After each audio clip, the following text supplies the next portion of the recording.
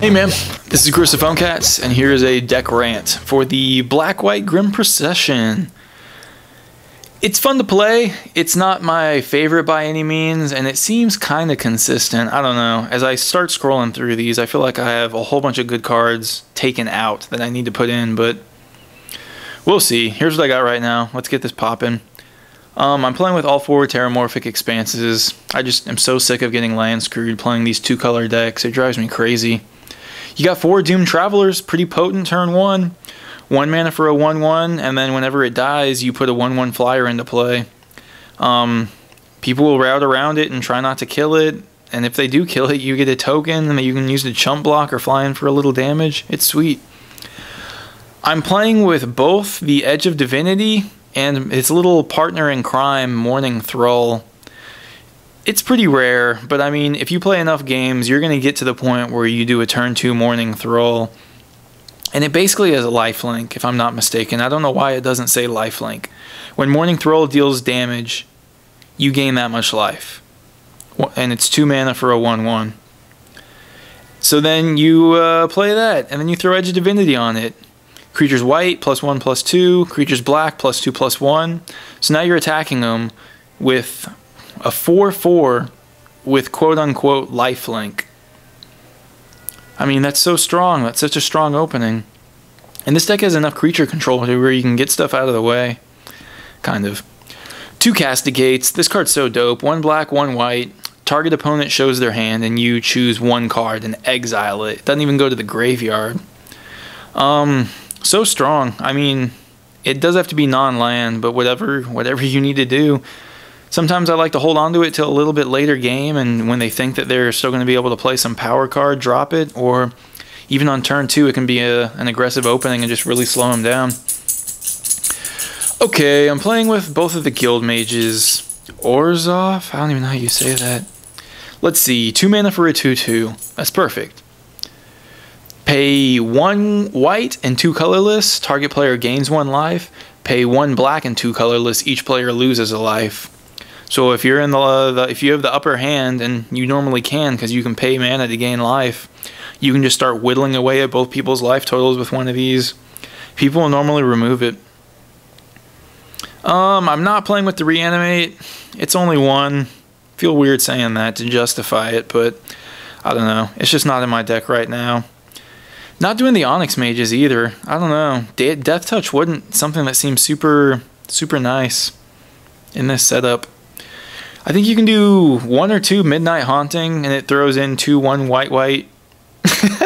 2 white 1/1 spirit tokens. It's an instant, so you can do it on their turn and have chump blockers or a surprise for next turn to attack. Okay, Pillory of this Pillory Clinton? Pillory Duff of the Sleepless? It's basically a pacifism that costs 1 extra black, and that black throws in the ability that they lose 1 life during each upkeep, at the beginning of your upkeep. So that's cool. I'm playing with 3. The main thing that I prefer for removal in this deck are the unmakes. Yeah, I'm only playing with 3 of those too. I had a hard time finding room for all these cards, but I got 3 unmakes. These just exile target creature from the game, so great on the red-blacks, 5/4 flying tramplers that... No, they don't have trample, they have haste, but they come from the graveyard. God, I'm always playing that deck. What are they called? Whatever. Stillmoon Cavalier will make so many decks say GG, especially Grim Procession. He is pro-black, pro-white, and then you can pay 1, he gets flying, pay 1, he gets first strike, or pay 2, and he gets +1/+0. Does this take anyone back to the flashbacks of playing either black weenie decks or white weenie decks? And there were so many cards that were like this, but they were either solo white or solo black. God, I miss white weenie decks. White weenie decks. Okay, you got 2 Vampire Nighthawks, and these are pretty solid. I loved them in the straight black deck, Liliana, and playing with 2 of them, just twice as consistent, or twice as frequent. 3 mana, 2/3, flying, death touch, lifelink. Few attributes in that pair. I mean, few other 3 pairs of attributes aren't more. I like it. I don't even know where I was going with that. With flying, you can block Drake tokens. Death Touch, you can take out the fattiest fatty. And lifelink, the Goblin deck is going to be very reluctant to attack with their swarm of creatures, knowing that one's going to die and you're going to gain life from it. It's just a perfect turn 3. You got to Vindicate, destroy target permanent. It works on lands. Get creative. You got a Damnation. It's the Wrath of God. Destroy all creatures. They can't be regenerated. Pretty clutch. Okay, playing with the Guardian Seraph. You might even be able to play with 2 of these. Nope, just 1.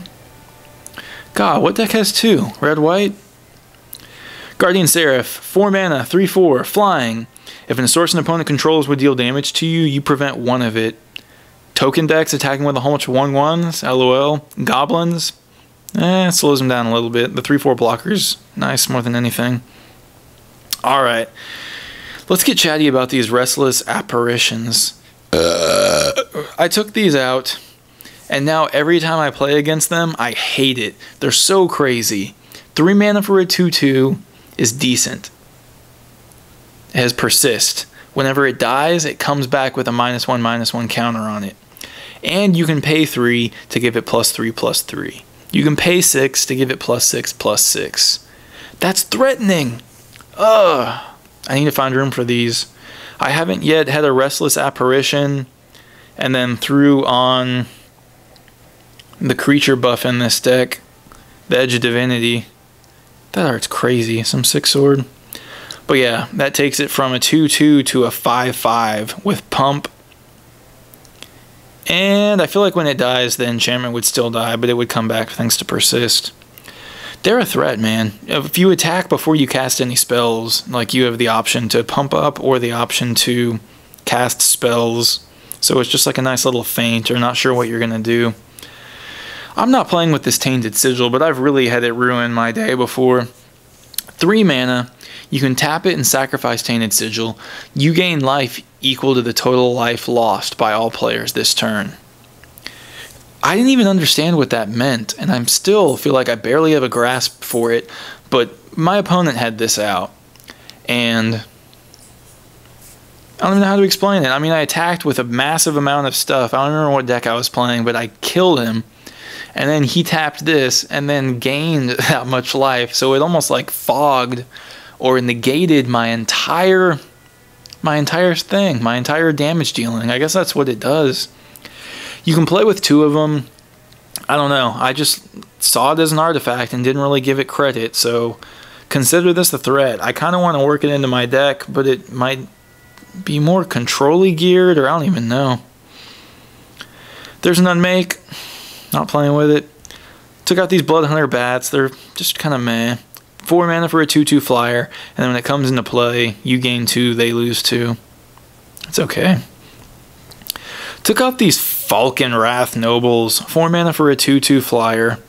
And then whenever another creature dies, target player loses a life and you gain 1 life. So it basically does the same thing as the black-green deck, except that you're paying 4 for a 2/2 flyer instead of 2 mana for an 0/1. I don't know. I'm not playing with them. And you can play with 3. Just seems like a weird control version of the deck. Where were we on cards I am playing with? Here we go. Voracious Hatchling is nice. It won't stay in play very long though, because people will kill it quick. And that's fine. 4 mana for a 6/6, but when it comes into play it gets 4 -1/-1 counters. And it has lifelink. Every time that you cast a spell, this thing is going to have some of those counters pulled away from it. If it's a white spell, it loses 1 counter. If it's a black spell, it loses 1 counter. And obviously if it's gold or both, it loses 2. So yeah, turn 4 you play this. Next turn, play a gold spell. It's a 4/4 lifelink. Attack. Next turn, play a black spell, play a white spell. It's already had all of its counters removed now, and it's a 6/6 lifelink. It's nice. People will normally kill it while it's a 2/2, or pacify it, or just do something that's, you know, irritating. Bloodgift Demon, pretty crazy. He's like a mini Necropotence. It's 5 mana for a 5/4 flyer, which is fine in its own right. to an extent. And at the beginning of your upkeep, target player draws a card and loses 1 life. Normally you're going to want to do this to yourself, but there's times where if your opponent's tapped out and you just need to deal 1 more damage and then attack, I mean, make sure there's no way that they're going to draw a fog or draw an unsummon and then use it against you. But if it's that clutch moment, you can do it against your opponent and ping them to death. You can play with 3 of those, but right now I'm only playing with 2. Here's the Ghost Council of Orzhov. 4 mana for a 4/4, and I took this out of my deck. I'm going to have to throw it back in because I played against it and it was insanely annoying. Okay, here's why I'm throwing it back in. 4 mana for a 4/4. When it comes into play, you do the thing where you gain 1 life and they lose 1 life. Sacrifice a creature, you exile the ghost, and then it comes into play at the beginning of the next end step. Yeah, that's fine. At the beginning of the next end step, so at the end of the turn, basically. If they try to kill it, you can sacrifice another creature. Oh, it's so crazy. If another creature was going to die, you can sacrifice the creature and then just do that 2 life difference, 1 up, 1 down. If they try to Swords to Plowshare it, you can sacrifice another creature and then they take damage. I don't know. It's just really hard to get rid of. Gravedigger, you're trash. Get out of here. Banshee, you're meh. I don't know. If this was a Necrotol, I don't even know if I would play with it. It's like a Necrotol weird alternative. 4 mana, 2/2, flying, and then when it comes into play, target creature gets -2/-2 until end of turn. Kind of funky. Angel of Flight Alabasters, 5 mana for a 4/4, and then at the beginning of your upkeep, return target spirit card from your graveyard to your hand. So weird. There's not enough spirits in this deck to justify it. Where are my spirits at? Am I playing with any spirits? I don't even think I am. Aw. Okay. Dang, almost done with this one. This is going fast. Deathbringer Liege, it's your creature control. Pumps up your white ones, your black ones, and then every time you cast a spell, you're either tapping something or killing something, and occasionally both.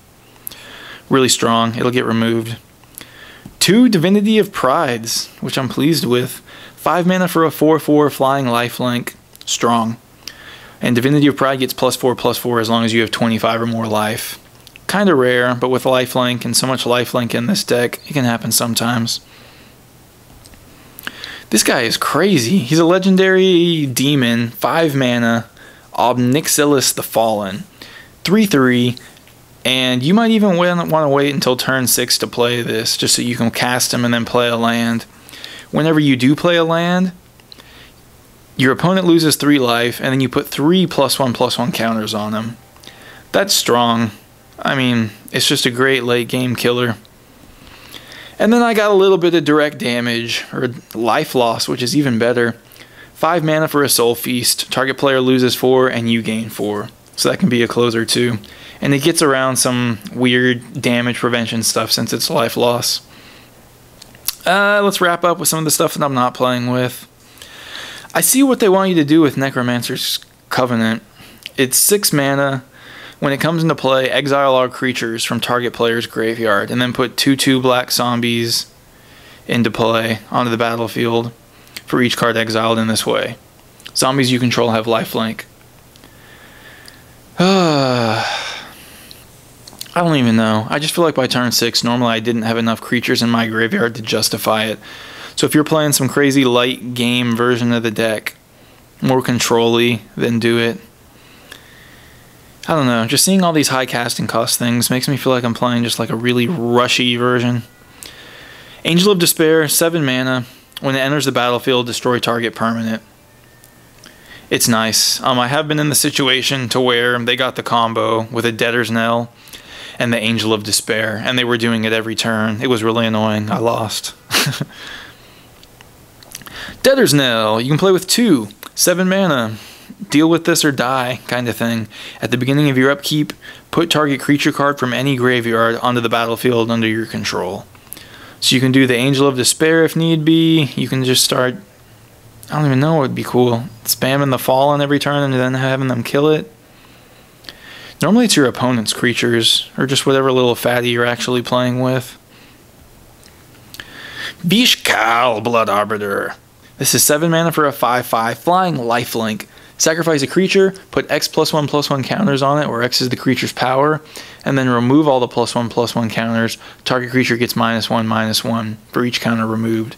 So we can be creature removal, or you can just pump him up to some super fatty, since your land creatures might not be able to get through, and he can with flying and lifelink. Not playing with it, despite all those positive attributes. 8 mana for a 7/5 is the Sanguine Praetor. You can pay 1 black, sacrifice a creature, destroy each creature with the same converted mana cost as the sacrificed creature. What a weird ass thing that just makes powder kegs. So weird. Blazing Archon, if you made it to turn 9, congratulations. This is a 5/6 flyer and creatures can't attack you. I can't believe I even just said that. How many decks are going to be so pissed off when you play this and creatures just can't attack you? 9 mana, way too much.